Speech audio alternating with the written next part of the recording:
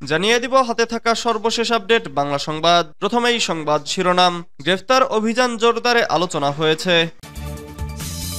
এরপর জানিয়ে দিব সংস্কারী নিয়ে উপদেষ্টার উক্তি অহংবোধের অভিব্যক্তি বলেছেন রিজভী। এদিকে আইন করে এমপি মন্ত্রীদের দেশে চিকিৎসা নিতে বাধ্য করার দাবি।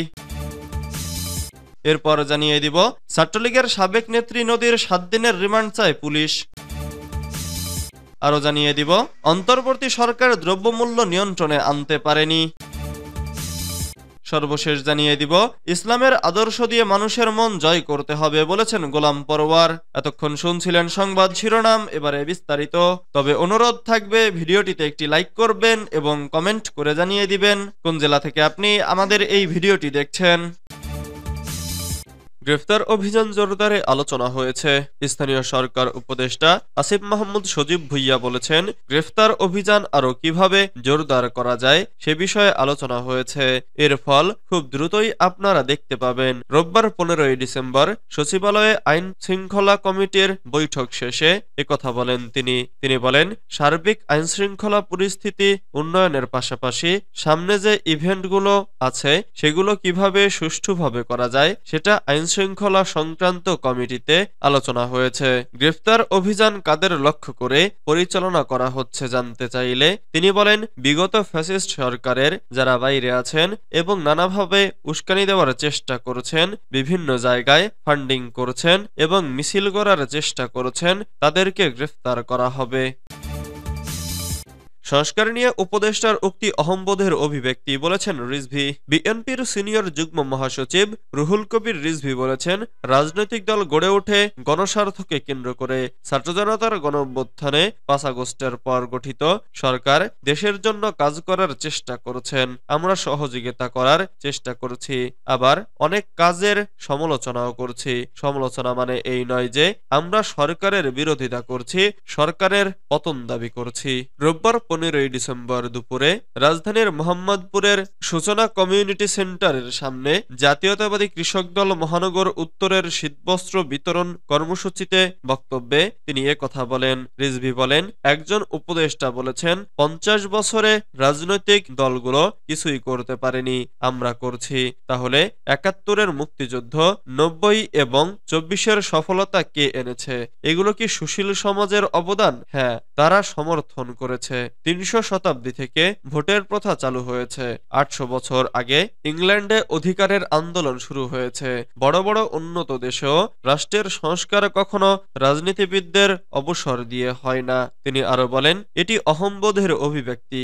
একটি রাষ্ট্রকে অগ্রগতির পথে নিয়ে যাওয়ার যে সংস্কার, এই সংস্কার তো মনীষীরা চিন্তা করেছেন, রাজনৈতিক দলগুলোই সেটার বাস্তবায়ন করেছে। প্রকৃত সংস্কার করলে গণতন্ত্রের যে অপরিহার্য অংশ, নির্বাচন, আইনের শাসন, বিচার বিভাগ, এগুলোর সংস্কার তো বিলম্ব হওয়ার কথা নয়। আইন করে এমপি মন্ত্রীদের দেশে চিকিৎসা নিতে বাধ্য করার দাবি। এমপি মন্ত্রী সহ দেশের গুরুত্বপূর্ণ রাজনৈতিক ব্যক্তি সহ ভিআইপি ব্যক্তিদের বাংলাদেশে চিকিৎসা নেওয়ায় বাধ্যবাধকতা আরোপের দাবি জানিয়েছেন আমার বাংলাদেশ পার্টির যুগ্ম সদস্য সচিব ব্যারিস্টার আসাদুজ্জামান ফুয়াদ। তিনি বলেন, এমপি মন্ত্রীরা দেশে চিকিৎসা নেয় না বলেই দেশের চিকিৎসা ব্যবস্থার উন্নতি হয় না। তাই প্রয়োজনে আইন করেই তাদেরকে বাংলাদেশের চিকিৎসা নিতে বাধ্য করতে হবে। রোববার 15ই ডিসেম্বর দুপুরে জাতীয় প্রেস ক্লাবে 42তম বিশেষ বিসিএস স্বাস্থ্য ক্যাডারে লিখিত ও মৌখিক উভয় পরীক্ষায় উত্তীর্ণ হয়ে নিয়োগবঞ্চিত চিকিৎসকদের আয়োজিত সংবাদ সম্মেলনে তিনি এসব কথা বলেন। আসাদুজ্জামান ফুয়াদ বলেন, বাংলাদেশের রাষ্ট্রপতি, প্রধানমন্ত্রী সহ গুরুত্বপূর্ণ কর্তা ব্যক্তিরা কিছু হলেই ডাক্তার দেখাতে বিদেশে চলে যান। এই দেশের নাগরিক হয়ে আরেক দেশে চিকিৎসা করাতে যারা চলে যায়, এমনকি যাওয়া এবং আসার সময়ে আবার গণমাধ্যমে ঢাকঢোল পেটায়, তাদের কি বিন্দু পরিমাণ লজ্জা হয় না? এরকম একটা নির্লজ্জ রাষ্ট্র ব্যবস্থা স্বাধীনতার 53 বছরে আমরা পেয়েছি। কোন রাজনৈতিক নেতারাই এজন্য লজ্জিত না। তারা স্বাস্থ্য পরীক্ষার জন্য সিঙ্গাপুরে যাবে, অথচ কখনোই ঢাকা মেডিকেলে যাবে না। তারা মরার জন্য থাইল্যান্ডে চলে যাবে, ভারত ব্যাংককে চলে যাবে, তবুও দেশের স্বাস্থ্য খাতকে তারা ভালো করবে না। ছাত্রলীগের সাবেক নেত্রী নদীর 7 দিনের রিমান্ড চায় পুলিশ।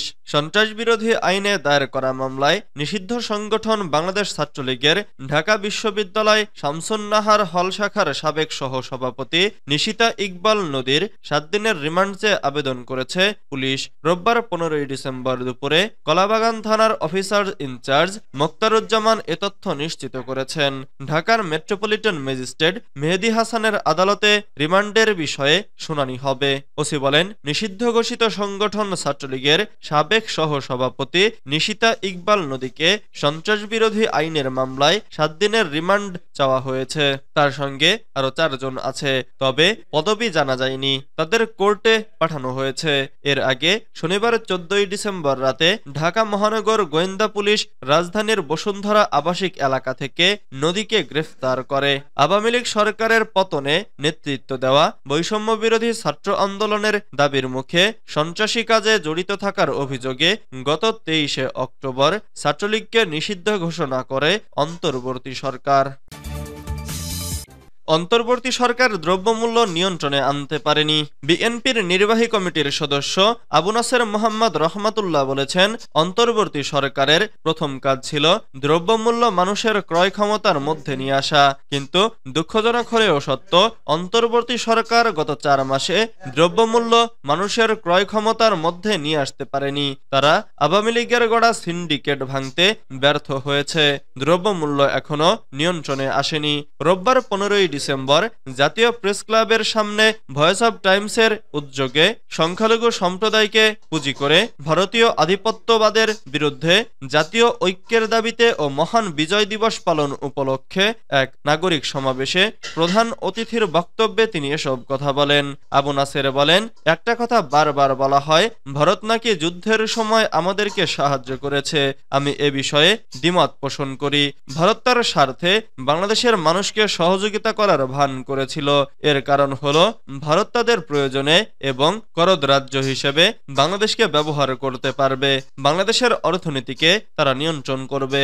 বাংলাদেশে একটি পুতুল সরকার প্রতিষ্ঠা করার মধ্য দিয়ে বাংলাদেশকে তারা দখল না করলেও বাংলাদেশকে তাদের মতো করে ব্যবহার করতে পারবে।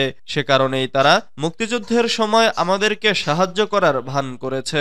তিনি আরো বলেন, ভারত কখনো বাংলাদেশের সঙ্গে তাদের আচরণ দিয়ে বন্ধুত্বের প্রমাণ রাখতে পারেনি। বাংলাদেশে যতবার গণতন্ত্র প্রতিষ্ঠার সময় হয়েছে ততবার ভারত বাংলাদেশের গণতান্ত্রিক প্রক্রিয়া বিনষ্ট করার জন্য অবদান রেখেছে। তাদের পুতুল ছিল শেখ মুজিবুর রহমান। শেখ মুজিবকে ক্ষমতায় এনে বাংলাদেশের মানুষের মৌলিক অধিকার হত্যা করেছিল।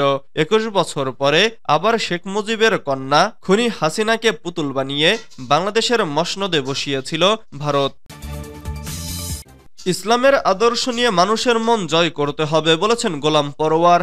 বাংলাদেশ জামাতে ইসলামীর সেক্রেটারি জেনারেল অধ্যাপক মিয়া গোলাম পরোয়ার বলেছেন, কোরআনের সঙ্গে আমাদের নিজের জীবনকে মেলাতে হবে। কিয়ামতের কঠিন দিনে এই কোরআনই সুপারিশকারী হবে। ইসলামী আন্দোলনের সহযোগী সদস্য হিসেবে কোরআনের চর্চা কতখানি করতে পারছি তা অনুধাবন করতে হবে। আল্লাহর দ্বীনের দাওয়াত ও রসুল সাল্লাল্লাহু আলাইহি ওয়াসাল্লামের আদর্শ মানুষের ঘরে ঘরে পৌঁছে দিতে হবে। রোববার 15 ডিসেম্বর সকালে খুলনার ডুমুরিয়া উপজেলার 14 নং মাগুরখালী ইউনিয়নের তপবন মাধ্যমিক বিদ্যালয় প্রাঙ্গণে অনুষ্ঠিত ইউনিয়ন সহযোগী সদস্য সম্মেলনে প্রধান অতিথির বক্তব্যে তিনি এসব কথা বলেন। অধ্যাপক মিয়া গোলাম পরোয়ার বলেন, মক্কায় 13 বছর মানুষের মাঝে আল্লাহর রসুল ইকামাতে দ্বীনের দাওয়াত দিয়েছিলেন। ফলে অতি স্বল্প সময়ে মদিনায় ইসলামী রাষ্ট্র প্রতিষ্ঠা লাভ করে। জামাত বাংলাদেশে একটি ইসলামী কল্যাণ রাষ্ট্র প্রতিষ্ঠা করতে চায়।